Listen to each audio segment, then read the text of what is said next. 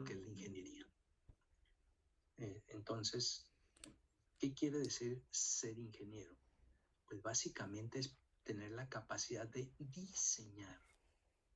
Que ustedes puedan diseñar, ¿sí? Entonces, yo voy a tratar de enseñarles cómo se hace el diseño.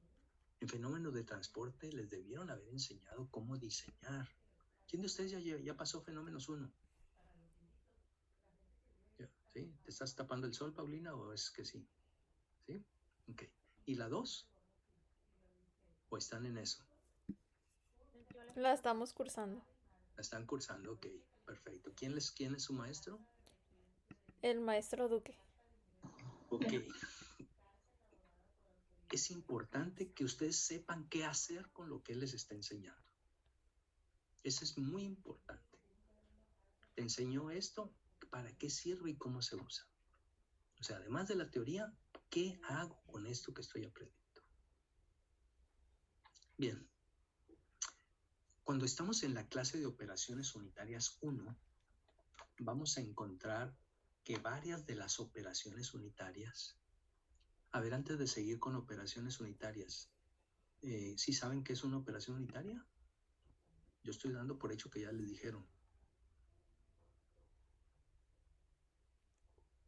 O sea, no tengo una definición como tal, pero a lo que medio he escuchado por compañeros y profesores es que son métodos de separación para ciertas mezclas. Ok, vamos a dar una... Ustedes han hecho filtraciones en el laboratorio, han hecho destilaciones, han hecho muchas cosas. ¿Sí? Nosotros aquí vamos a ver una filtración, es parte del curso. ¿Cuál es la diferencia entre la filtración del laboratorio y la filtración a nivel industrial? Bueno, la diferencia simplemente es la cantidad. Es una cantidad. Y cuando hablamos de cantidad, entonces en ese momento se llama operación unitaria. La filtración a nivel laboratorio está hecha para manejar cantidades pequeñas. 1 gramo, 2 gramos, 100 mililitros, 200 mililitros, cosas así. Pero cuando hablas de operación unitaria, estás hablando de kilos, toneladas, cientos de litros, miles de litros. Entonces, la diferencia entre la filtración del laboratorio y la filtración a nivel industrial, que ya se llama operación unitaria, es la cantidad. ¿Sí saben por qué están llevando fenómenos de transporte ustedes? ¿Cuál es la función más importante de estudiar fenómenos de transporte? ¿Cuál es?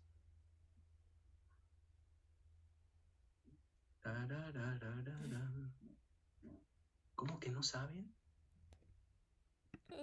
Hablar sobre la fricción. Bueno, habla sobre la fricción, ¿no? No. ¿Por qué esto tienen que estudiar fenómenos de transporte? Ah, ok. Para saber cómo actúan los diferentes sustancias, como cuando nos hablaban de los líquidos newtonianos y así. Para llevar la parte industrial de la carrera, operaciones unitarias y fenómenos de transporte. Algo más claro, Miriam. Silvana, ¿qué opinas? Pues yo creo que sirve para comprender el funcionamiento de las máquinas que se manejan a nivel industrial. Algo más. No te aguantes las ganas, Luis. Bernardo, ¿qué es? Para poder resolver problemas. ¿Para qué otra vez? Para poder resolver problemas. Algo más. Pues conoces cómo funciona todo, ¿no? O sea, es como cada proceso vas viendo cómo, pues sí, como más detalladamente, creo yo. Ok. A ver, vamos a ver. Si tú vas a resolver un problema, Jazmín, dime una base de cálculo, la que tú quieras. ¿Conversiones? Una base de cálculo. ¿Qué es una base de cálculo?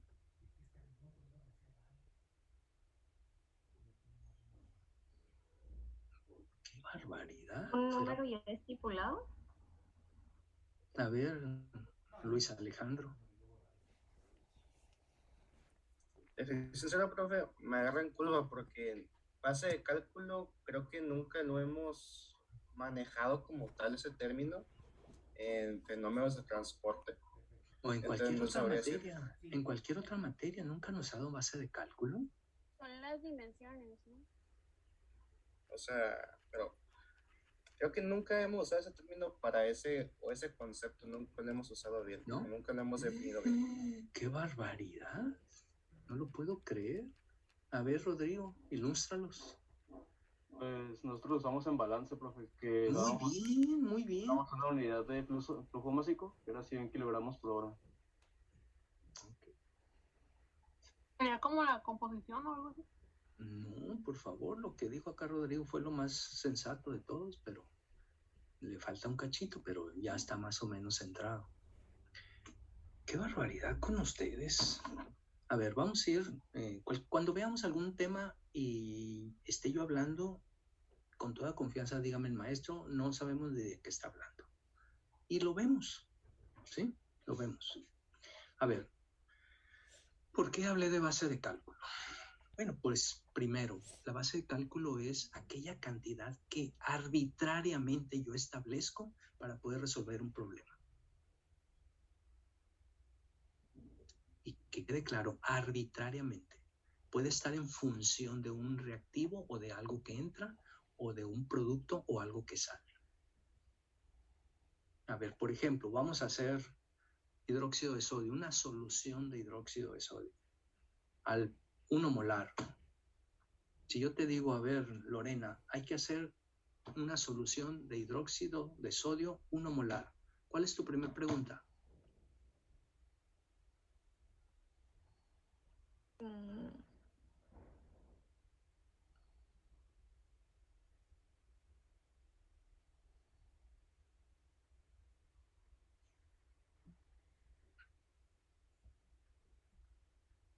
¿Cuáles son los reactivos? Diana, ¿cuáles son los reactivos ahí? Es hidróxido de sodio y agua. El hidróxido de sodio y el agua, eso es. ¿Qué otra cosa sería? ¿Qué otra cosa diríamos? A ver, Ana Beatriz, si yo te digo hay que preparar hidróxido de sodio 1 molar, ¿cuál es la pregunta que me harías? No llores, ¿De Brenda. cuánto soluto o solvente se requiere? No. Alma.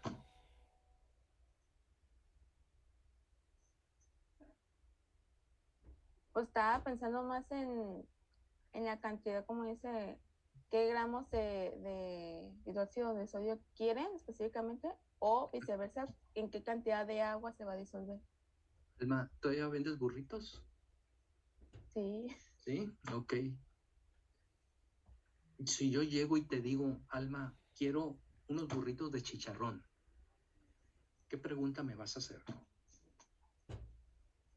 ¿Cuántos quiere y para cuánto? Muy bien, muy bien. Eso se llama base de cálculo. Yo te voy a decir, prepara una solución 1 molar. Sí, pero ¿cuánto preparo? 5 litros. Ah, yo ya sé que el volumen son 5 litros. Entonces, para 5 litros necesito tantos moles para que me dé una solución 1 molar. Pero si yo no tengo esa base de cálculo, no puedo hacer nada. Y el gran reto que tenemos en las materias de ingeniería es que cuando les decimos, oigan, denme una base de cálculo, luego me salen 2 gramos, o 20 gramos, 100 gramos. Y yo te voy a decir en una clase de ingeniería, por favor, habla de cuando menos 1 tonelada o más. Porque en ingeniería no hablamos de cantidades pequeñas. ¿Sí? ¿Por qué son importantes los fenómenos de transporte? Y son muy importantes, ¿eh? Increíblemente importantes. Es porque es lo único que nos ayuda a dar el brinco de esa forma de pensar de gramos a grandes cantidades. Es el inicio para eso.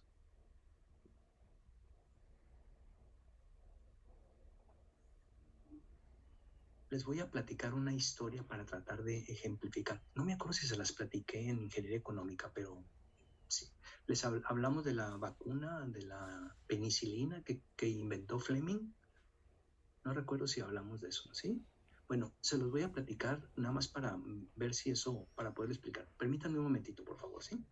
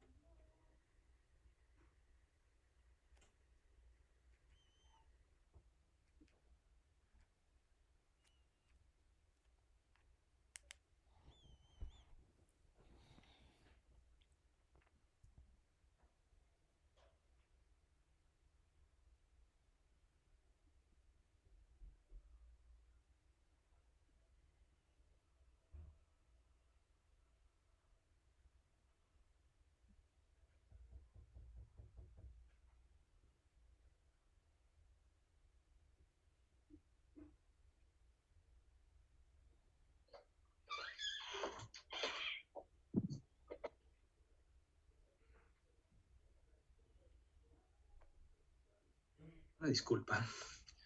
Bueno, este señor era un investigador y trabajaban con cajas Petri. Y entre las cajas Petri un día se encontraron que aparecían unos puntitos blancos por ahí, que finalmente supimos que era penicilina. ¿Verdad? Y tenían unas 4, 5 o 10 cajas Petri. Y una vez se enfermó uno de los trabajadores y por error o no sé exactamente por qué, el caso es que tomó la penicilina y se alivió. ¿Sí? Y entonces le dijeron, no le vayas a decir a nadie que tomaste esto porque luego se va a hacer un chisme.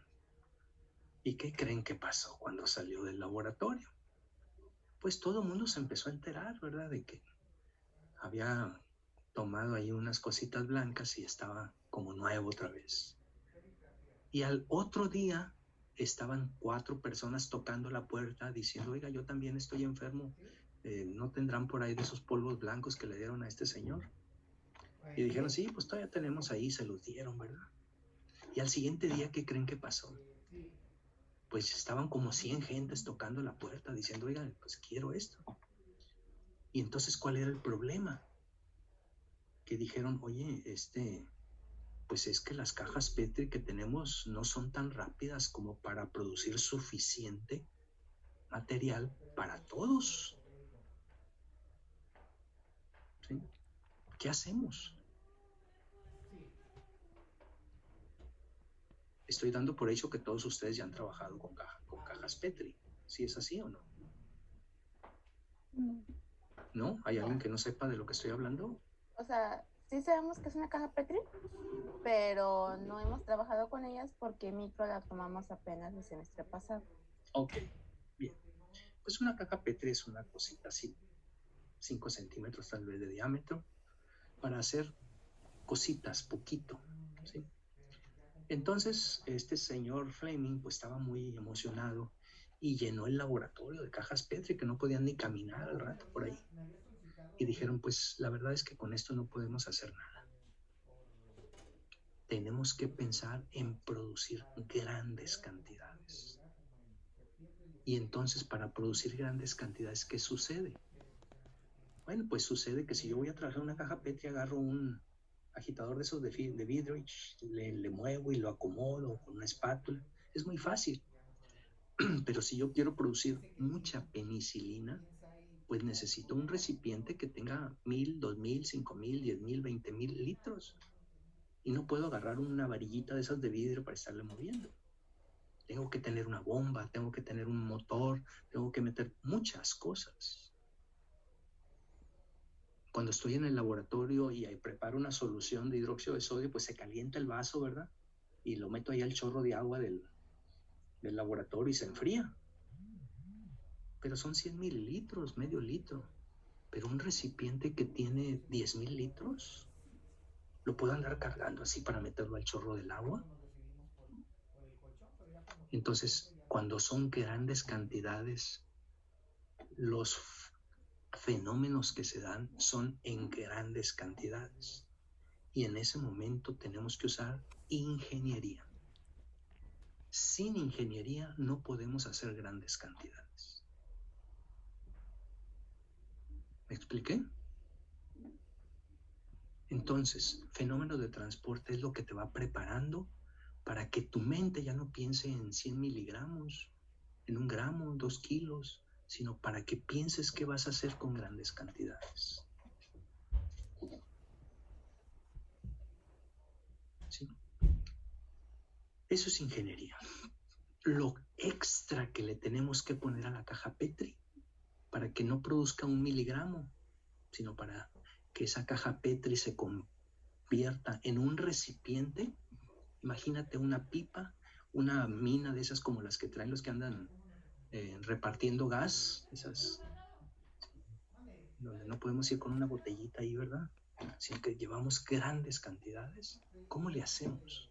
El cómo le hacemos, la respuesta la tiene la ingeniería.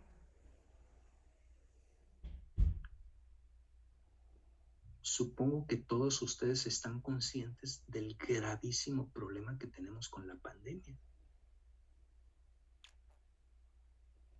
¿Sí? Es un problema muy grave. Y desde el punto de vista de ingeniería, ¿por qué es tan grave?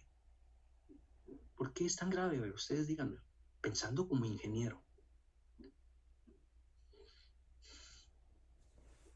Porque se debe producir más cantidades, como por ejemplo papel o de productos médicos.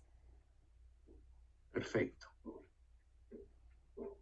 ¿Por qué no estamos todos vacunados en México? ¿Por qué en Estados Unidos no están todos vacunados? Que ese es el que supone que es el mero mero, aunque realmente no lo es. Ahorita es China el que fabrica más vacunas. ¿Puede ser por el método de producción y organización? Pues porque no tenemos la ingeniería suficiente para producir grandes cantidades de vacunas.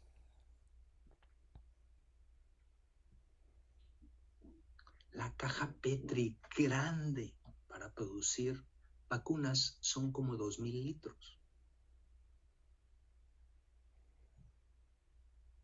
Para los que hayan visto esos camiones las que traen un tanque ahí para repartir agua, esos son de 4,000 litros. O sea, la mitad de un tanque de esos, eso es un reactor o fermentador o reactor biológico para poder producir las vacunas. Y dices tú, ¿eso? Pues es nada comparado con lo que necesita la humanidad. ¿Qué vacuna les pusieron a ustedes? Johnson & Johnson. Johnson & Johnson. Pfizer. Pfizer. ¿Alguien más? ¿Daniela cuál? Pfizer también. Pfizer también, ok. Pfizer. Sí.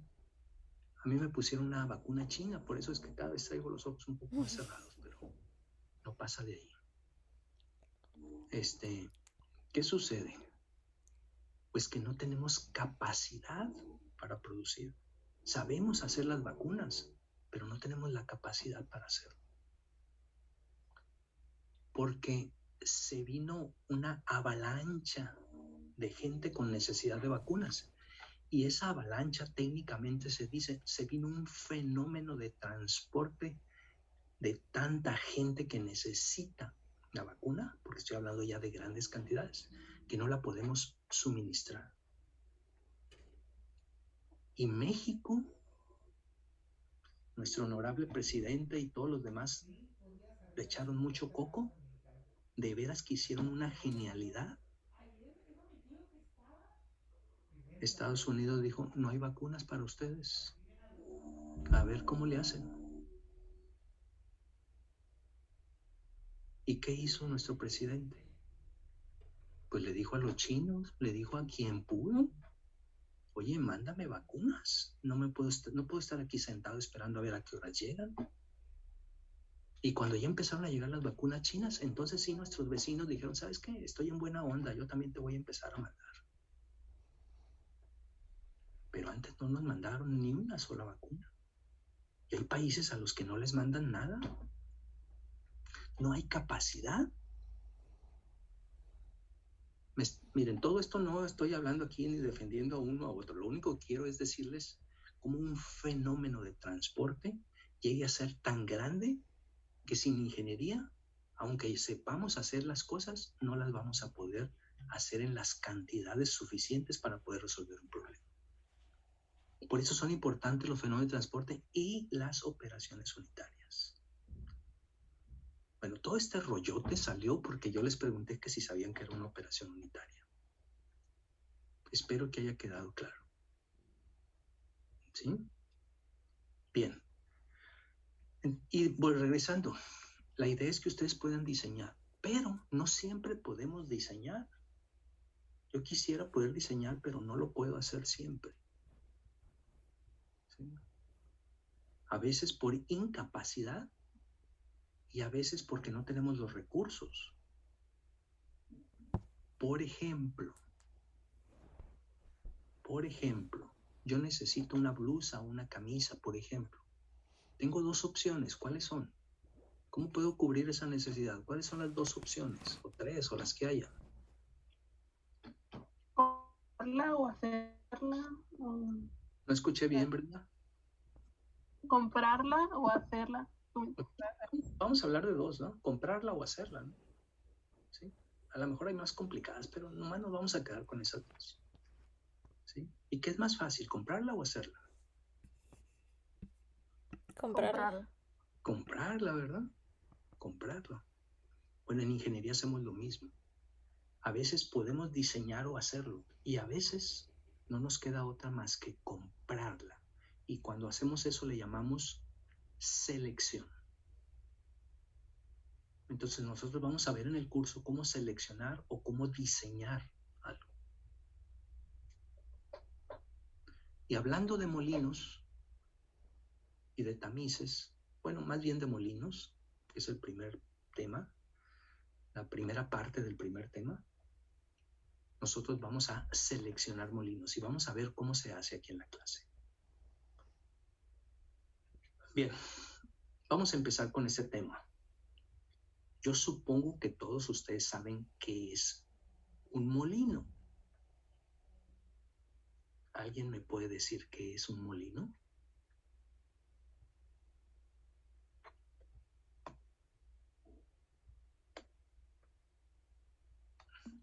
Una herramienta donde se tritura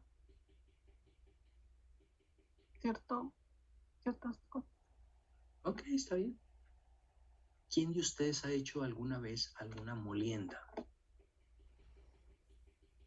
¿En qué, Daniela?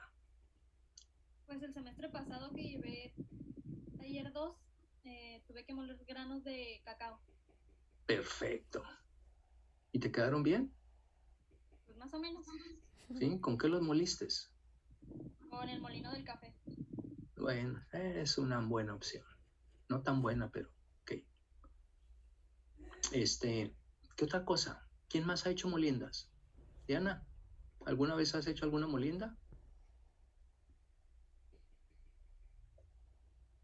No te puedo. ¿El molcajete cuenta como molienda? ¿Cuál? ¿El molcajete? ¿O cuando moldas? Pues sí, también. ¿Quién ¿Mortero? más? Un mortero. Bueno, ¿quién más? Rodrigo. El maíz.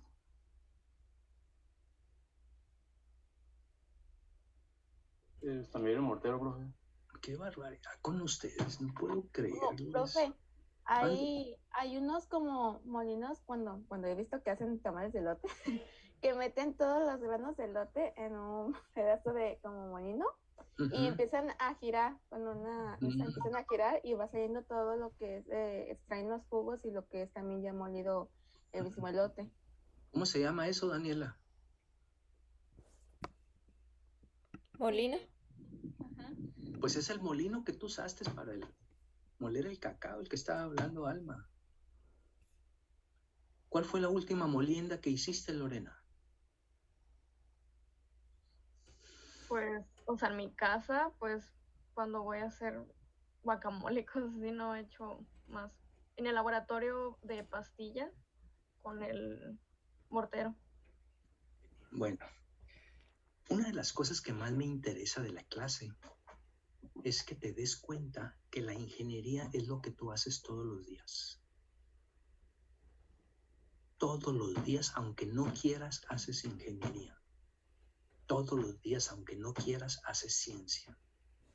Y todos los días, aunque no quieras, haces moliendas. Profe, ¿también puede aplicar con la licuadora?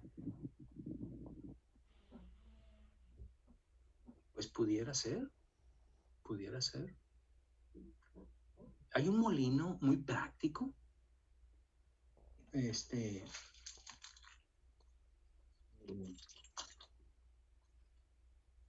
Ya es muy antiguo, no sé, creo que se inventó en la prehistoria. Pueden ustedes agarrar una cosa de esa.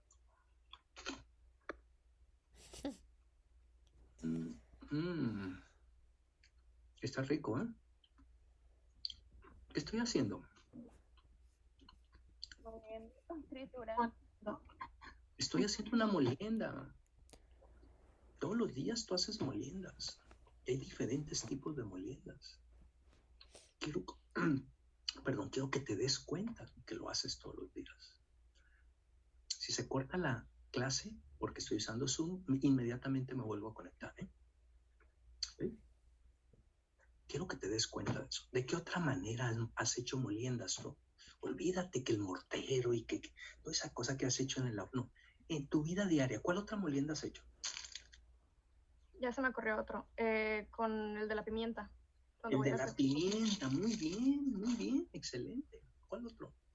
Profe, cuando se muele carne para hacer carne molida. Cuando haces carne molida, Cintia, sí y no. ¿Por qué no? ¿Y por qué sí? No, porque cuando usamos el término de molienda lo utilizamos para sólidos. ¿Me explico? La carne es un sólido, pero es un sólido, ¿cómo le llamaremos? ¿Como blando, flexible, elástico? ¿Sí? Y entonces, estrictamente hablando, como que la molienda la tenemos más asociada a cosas secas. Desde ese punto de vista es no. Pero desde el punto de vista de que entra un trozo, vamos a decir, de este tamaño de carne, lo metemos al molino y salen pequeños churritos de carne, vamos a trabajar ahorita con una de las variables más importantes de la molienda. Modificamos el tamaño y la forma original que tenía esa sustancia que hemos molido. Desde ese punto de vista es molienda. ¿Me expliqué, Cintia? Sí, profe. Entonces, si entra un trozo de carne así y sale un churrito, le cambié la forma y el tamaño. Cuando agarramos un pedazo de jamón y le damos con el rebanador, también le estamos cambiando, estamos moliendo esa pierna de jamón y la estamos haciendo pequeños cortes. Estamos haciendo una molienda con la técnica que se llama cizalla. Cuando tú usas tu cuchillo para cortar, esa forma de cortar técnicamente se llama cizallamiento. Cuando tú usas esa cortadora que hay para hojas, que las cortas así, es una corte por cizalla. Y se usa para cosas blandas. ¿Me explico? Entonces, sí, Cintia, podemos decir que sí, es una molienda. ¿Qué otra molienda han hecho? ¿Alguna vez te has comido alguna nuez, alguna almendra que le hayas quitado la cáscara? ¿Alguna vez has tenido un coco y lo has tenido que abrir para poderlo comértelo? Ya sea que lo hayas hecho, que hayas visto. ¿Alguna vez has visto por ahí un bote y que le das un pisotón? Ok. Todas esas cosas, esas técnicas humanas que tenemos para moler, las tomamos y tratamos de hacerlas ingeniería. Si yo agarro un martillo y le estoy pegando algo para molerlo, para reducirlo de tamaño, y molienda es eso, reducir de tamaño. Eso es molienda. Yo lo estoy reduciendo de tamaño, estoy usando el martillo, ¿verdad? Bueno, pues existe un molino que se llama molino de martillos, que hace exactamente lo mismo que yo hago con la mano. Y también existe el molino de quijadas. Algo y agarro mis quijadas y las empiezo a mover. Se mueve una, pero la otra está fija. Y el mortero o molcajete, lo estamos moviendo, ¿verdad? Hay una parte fija y le estamos moviendo la parte móvil para poder hacer la molienda. También existe industrialmente ese tipo de molino. Los vamos a ver algunos videos. Entonces, redundando, molienda es una operación unitaria que su objetivo es modificar el tamaño o la forma de una partícula, de preferencia sólida. Y sólida quiere decir que puede ser totalmente seca o un poco blanda. ¿Dudas? Aquí Zoom dice que me queda 1 minuto con 20 segundos. Voy a cortar la clase y me vuelvo a conectar.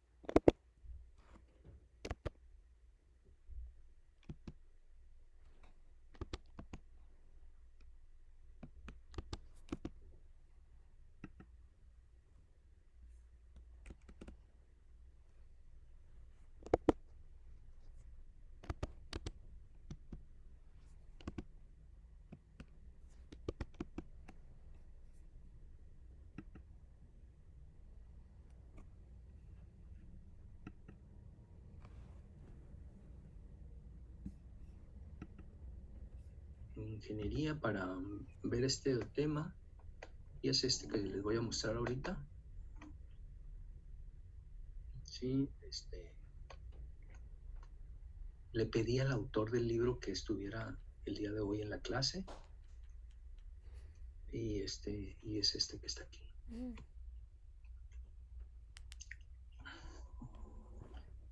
Lo único es que no va a poder dar autógrafos del libro, ¿verdad? Pero tenemos ese libro, todos ustedes lo van a tener.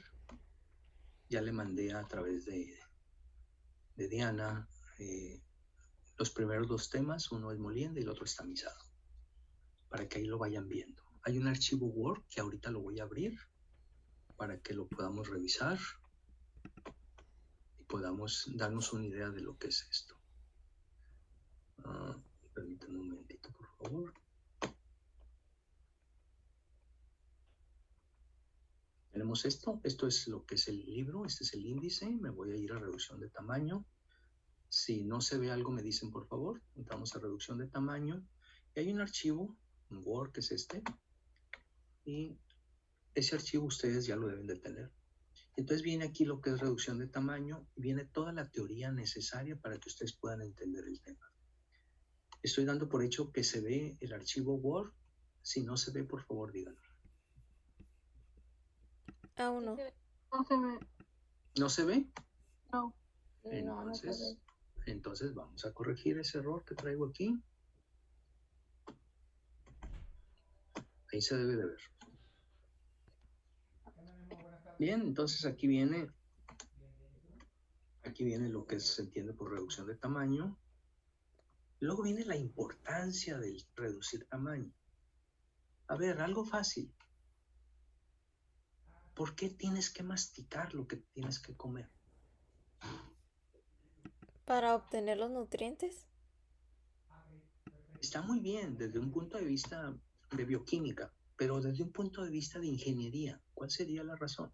Para facilitar el momento de tragarlo. O sea, no es lo mismo tragas una manzana completa que un pedazo de manzana. Excelente. Reducimos el tamaño de la manzana para que pueda pasar por el tubo que tengo aquí, ¿verdad? Que tiene un diámetro. ¿Sí? Entonces, cuando nosotros hablamos de molienda, molemos no por moler, no por fastidiar. Molemos porque queremos lograr otro beneficio. Por ejemplo, si tenemos un grano de café, lo molemos para que podamos luego ponerle agua y obtener un café aromático y poderlo disfrutar. Pero si yo, sin moler el grano, le pongo agua, no se va a hacer el café. Entonces le cambiamos el tamaño de partícula a ese café y lo hacemos polvo con muchos tamaños de partícula, y cuando reducimos ese tamaño a hacerlo polvito, aparece una propiedad.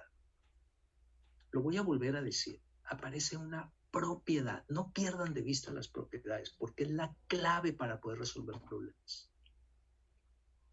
Esa propiedad que acabamos de encontrar se llama área superficial. Esto es una cajita de plástico, ¿sí? Si a mí me dicen cuál es el área, pues saco el área de este lado, el área de este lado, el área de acá, el área de atrás, y saco el área superficial, lo que está afuera. Pero si yo esto lo corto, lo parto y obtengo dos cajitas, donde corté, ahora ya se ve una área que antes estaba oculta. ¿Me explico? Estaba oculta pues porque era una sola pieza, pero si son dos, entonces lo que en la parte donde se abrió hay otra. En ese momento yo aumenté el área superficial. Entonces, entre más pequeña sea una partícula, mayor es el área superficial. Entonces, cuando molemos un café, lo que hacemos es decir, queremos preparar un café. Bueno, para que lo puedas preparar hay que modificar una propiedad. Y es primero el tamaño de la partícula y segundo es el área superficial. Otras personas le llaman área de contacto. Los dos son términos válidos.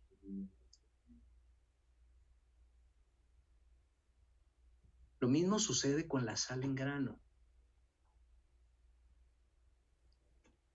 ¿Sí? Es lo mismo ponerle sal en grano a algo que agarrar un salero y ponerle sal finita. Igual, le estamos modificando el tamaño de partícula. ¿Qué propiedad, además del tamaño de partícula, logramos? En el caso de la sal, para los que les gusten comerse sus papitas fritas por ahí, esas que vienen en las bolsas, esas papitas o cualquier cosa que sea, bien traen pegadas pequeñas partículas de sal y cuando te lo comes lo sientes ligeramente salado. Para que esa partícula de sal se quede pegada en la papita, tiene que tener un cierto tamaño, si no se cae. Y ese tamaño modifica una propiedad que se llama adherencia. Permite que se adhiera a la papa y no se caiga, y entonces a la hora de comérmela yo pueda disfrutar mejor esa papa. Y lo mismo sucede con el grano de trigo. Si yo quiero hacer una tortilla de harina con un grano de trigo, nunca la voy a poder hacer.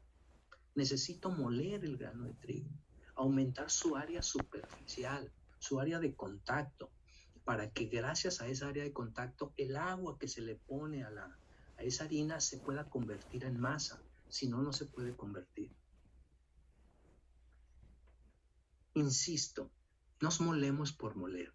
Cuando se hace una molienda es porque buscamos lograr un beneficio adicional, que son los ejemplos que les he estado mencionando. Aquí vienen algunos, ustedes pueden verlos. Es importante que ustedes lean esto, léanlo, si les ocurre algo diferente me lo dicen. No voy a leer todo el documento, solamente voy a hacer algunos comentarios. Ustedes léanlos y dudas me dicen, ¿no? Entonces decimos aquí, pues existen algunos equipos para hacer esa molienda y esos equipos pues se llaman molinos. ¿Sí? El término general es molino, pero hay muchos tipos de molinos. En YouTube pueden ver muchísimos videos que hablen de sus molinos. Aquí, por ejemplo, tenemos el molino de quijadas, el molino giratorio, un molino de conos, etc. Vamos a ver si todavía existe este video en YouTube. Ya me salió algo aquí raro. Déjenme irme directamente a YouTube entonces para tratar de ver esto. Ahí están las referencias, ustedes pueden verlas, pueden buscar otras. Entonces vamos a ver. Vamos a parar el stop share primero. Y nos vamos a YouTube. Supongo que ahí se ve. Entonces yo aquí lo que voy a hacer es voy a copiar la liga. Vamos a copiarla y la voy a pasar a YouTube. Aquí la pegamos. A ver si todavía existe porque luego me las cambian. ¿Verdad? Y vamos a poner esa trituradora.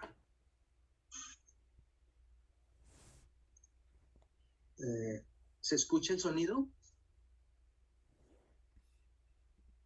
No.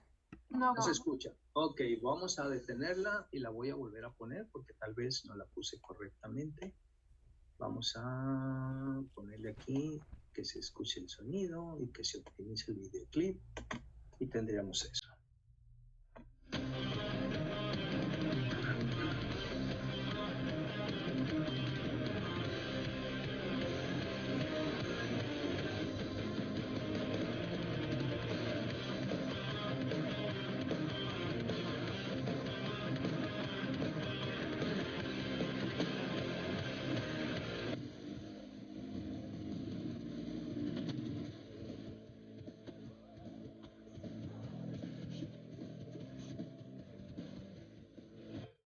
Fíjense que aquí nosotros, esta parte de aquí está fija, esta se mueve, aquí está la partícula grande, aquí sale ya más pequeña, pero nosotros podemos modificar la distancia que hay entre estos dos para controlar el tamaño de partícula que quiero que salga.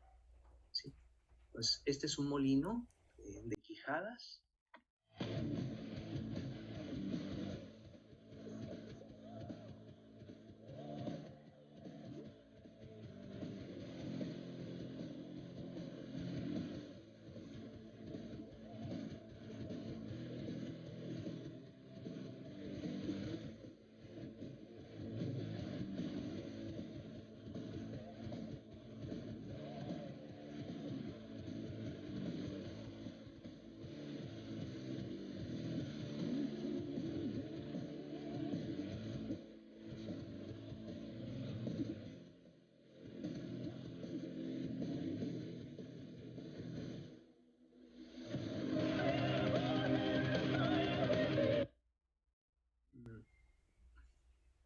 Bien.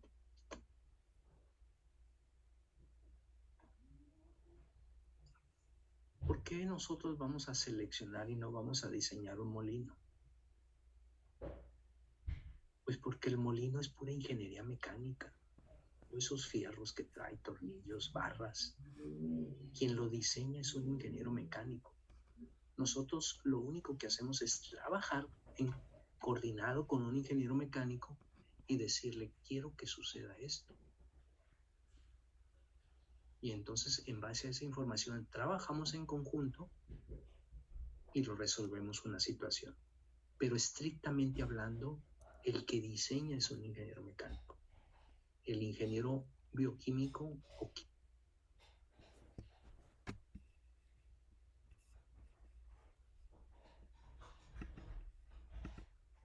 uno del otro, en base al análisis que hemos hecho. ¿Y qué cosas se ven en el análisis? Bueno, pues viene el tamaño, ese nunca lo vayan a perder de vista. Vienen algunas propiedades. Una de ellas, por ejemplo, es la dureza. ¿Qué tan duro es el material que quiero moler? Ahora en la pandemia a mí se me quebró una muela por andar queriendo moler algo que no podía. Y luego no me podían arreglar la muela, que porque no dejaban entrar. Total que fue un caos. Entonces el molino debe de estar hecho de un material que aguante el golpeteo, para que primero se rompa la partícula que quiero cambiar de tamaño y no se vaya a romper el molino. Entonces es importante hacer un análisis de la dureza. ¿Qué otra propiedad hemos hablado aparte de la dureza?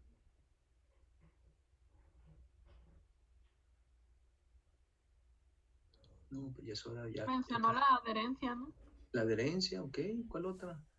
El área superficial, tamaño. Tamaño, muy bien, excelente. ¿Qué otras propiedades tienen los sólidos? Que son exclusivas de los sólidos, no la tienen los gases, no la tienen los líquidos. Una de ellas, la rigidez, muy bien. La fragilidad. Como un vidrio fácilmente se puede quebrar porque es frágil.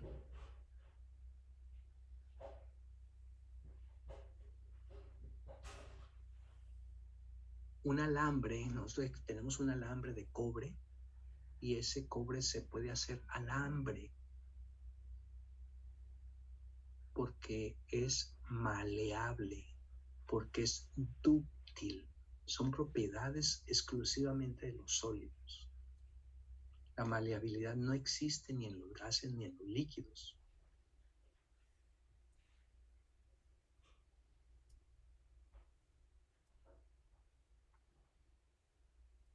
¿Quiénes de ustedes saben hacer tortillas de harina? Yo me las sé comer, pero hacerlas no. Miriam, ay Miriam, órale. Bueno, ¿qué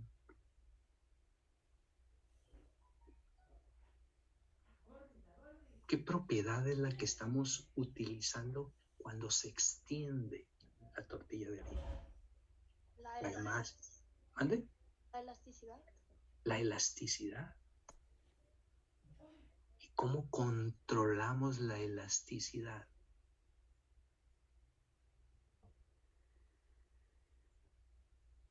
¿Cómo la manipulamos? ¿Se refiere como a qué le agregamos para su flexibilidad? Así es. Nosotros la estamos manipulando y le decimos, ¿sabes qué? Ponle más agua. Es una. ¿Qué otra cosa? Temperatura. Temperatura. ¿Es lo mismo ponerle agua fría que agua caliente? No, ¿verdad? La cantidad de harina también. La cantidad de harina, ok. Y hay otra cosa, el tiempo de reposo. Porque en el tiempo de reposo, ahí ustedes deben de saber mejor que yo, que los almidones y no sé qué cosas le pasa ya a las componentes que tiene la masa, y eso hace que tenga más cierta elasticidad. Yo no sé de esas cosas y la verdad es que no quiero saber, porque si no, mi mujer me va a poner a hacer tortillas de harina y no quiero que pase eso. O sea, todo eso se analiza para decir, quiero esta elasticidad para que la tortilla se pueda extender adecuadamente, se le pueda dar la forma adecuada y a la hora de hacer la cocción quede como debe de quedar. Tan simple que es comerse una tortilla de harina y todo el enredo que hay detrás de ella, ¿verdad? Bueno, pues eso es saber el área básica, bioquímica, química, etcétera, y también saber la ingeniería. ¿En dónde entraría la ingeniería a la hora de hacer la tortilla de harina? ¿En la molienda de los granos? Ok, ¿dónde más?